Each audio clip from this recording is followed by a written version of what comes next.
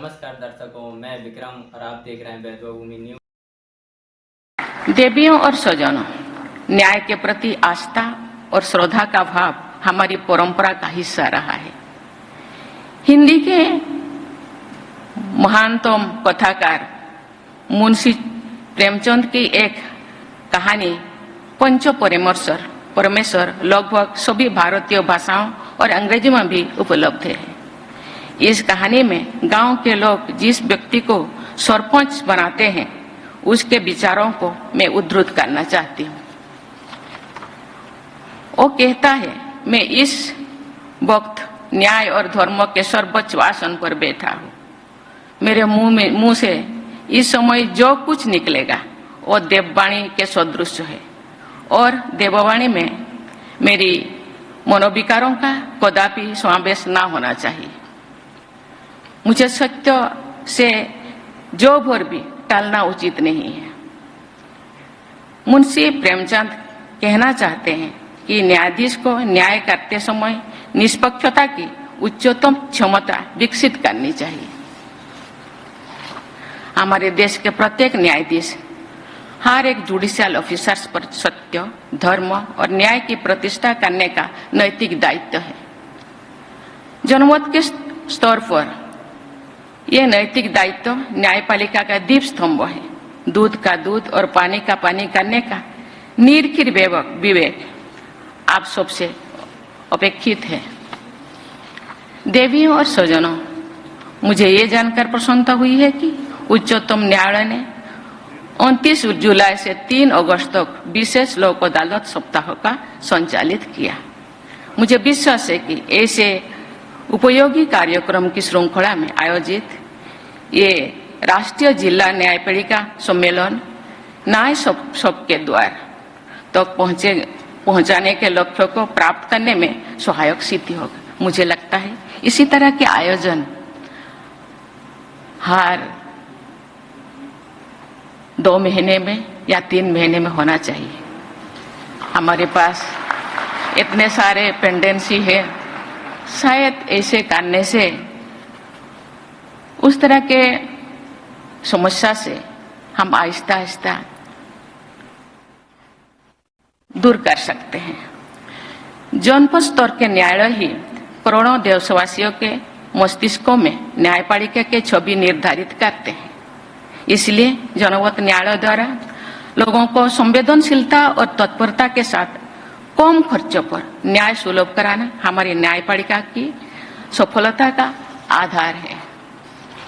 देवियों और स्वजनों, मुकदमे की पेंडेंसी और बैकलॉग न्यायपालिका के समक्ष बहुत बड़ी चुनौती है।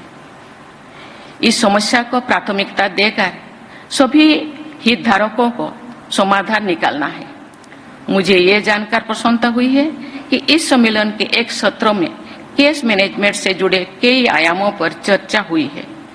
मुझे विश्वास है कि इस चर्चाओं के व्यवहारिक परिणाम सामने जरूर आएंगे। हमारी संविधान में पंचायतों और नगरपालिकाओं के माध्यम से स्थानीय स्तर पर लेजिस्लेटिव और एग्जीक्यूटिव निकायों की शक्तियों और उत्तरदायित्वों के लिए प्रावधान किया गया है। क्या यही प्रावधान इन्हीं के समतुल्य स्थानीय स्तर पर न्याय व्यवस्था के बारे में भी सोचा जा सकता है? स्थानीय भाषा तथा स्थानीय परिस्थितियों में न्याय प्रदान करने की व्यवस्था करके शायद न्याय सबसे द्वार तो पहुंचाने के आदर्श को प्राप्त करने में सहायता होगी। मुझे लगता है कि इस सम्मेलन में जनपद न्यायाधीश के साथ साथ सभी उच्च न्यायालयों के मुख्य न्यायाधीशों की भागीदारी से जनपद स्तर की न्याय प्रक्रिया को बाधित कर रही समस्याओं के व्यवहारिक समाधान स्पष्ट हुई होगी।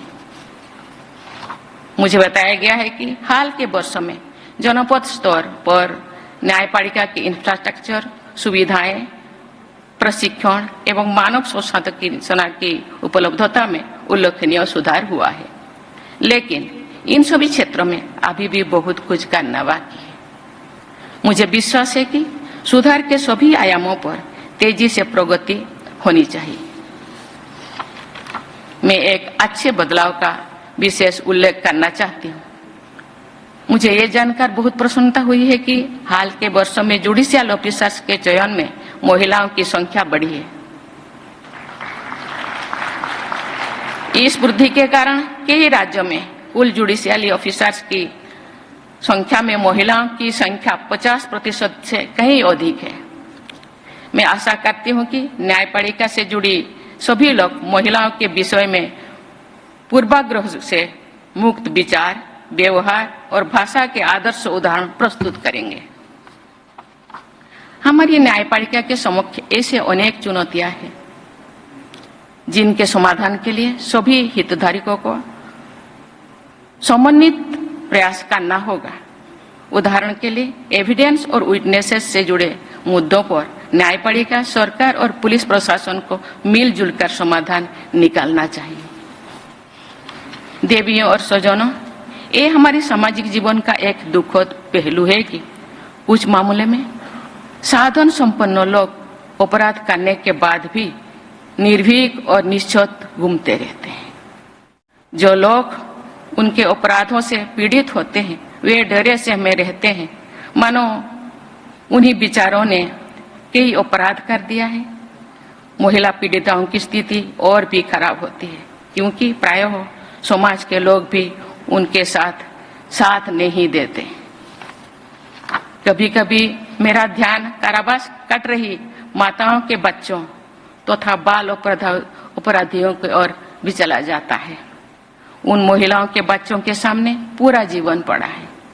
ऐसे बच्चों के स्वास्थ्य और शिक्षा के लिए क्या किया जा रहा है, इस विषय पर आकलन और सुधार हमारी प्राथमिकता होनी चाहिए। बाल अपराधी भी अपने जीवन के आरंभिक चरण में होते हैं। उनके चिंतन और मानसिक स्वास्थ्य में सुधार के उपाय करना, उन्हें जीवन यापन हेतु लाभकारी कौशल प्रदान करना एवं उन्हें निःशुल्क कानूनी सहायता उपलब्ध कराना भी हमारी प्राथमिकता होनी चाहिए।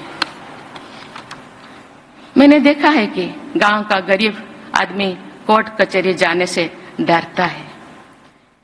वो बहुत मजबूरी से ही अदालत की न्याय प्रक्रिया में भागीदार बनता है। प्राय वो अन्याय को चुपचाप सहन कर जाता है क्योंकि उसे लगता है कि न्याय के लिए लड़ना उसके जीवन को और अधिक कष्टमय बना सकता है।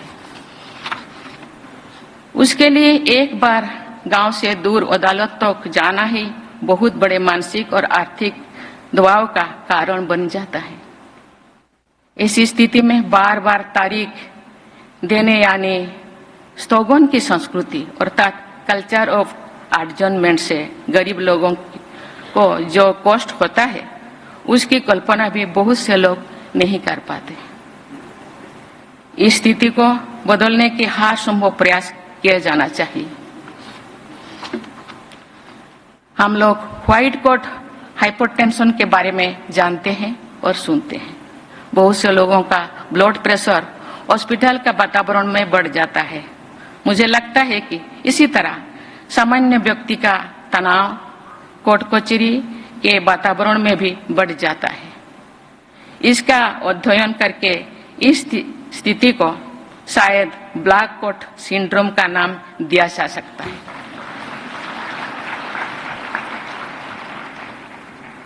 अदालत में सामान्य लोग घबराहट में प्राय हो अपने पक्ष में बातें भी नहीं कह पाते हैं जो वे अच्छी तरह से जानते हैं और कह सकते हैं लेकिन कह नहीं पाते।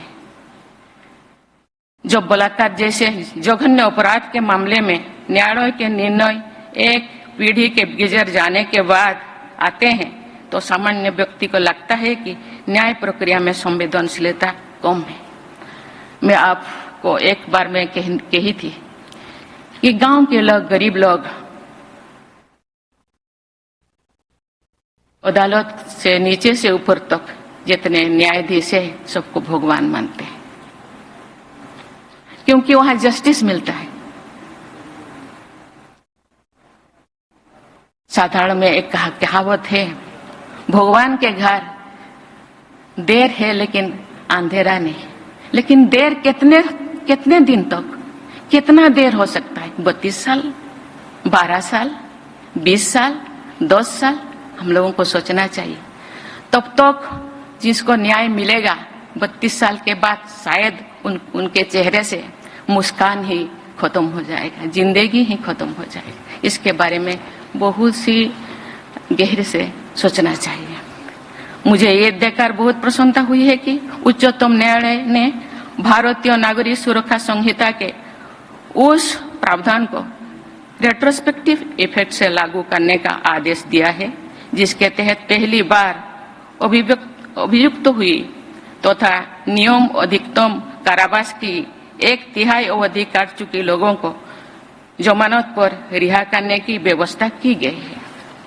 मैं आशा करती हूं कि आपराधिक न्याय की नई व्यवस्था की इसी तत्परता के साथ लागू करके हमारी न्यायपालिका न्याय के एक नए युग का सूत्रपात जरूर करेंगे। भारत के मुख्य न्यायाधीश महोदय ने सभी नागरिकों के लिए न्याय तक पहुंचने सुनिश्चित करने का संकल्प के साथ इस सम्मेलन का आयोजन कराया है। न्याय सुलभ करने का ये संकल्प सिद्ध हो, इसी शुभेच्छा के साथ मैं अपनी वाणी को विराम देती हूँ।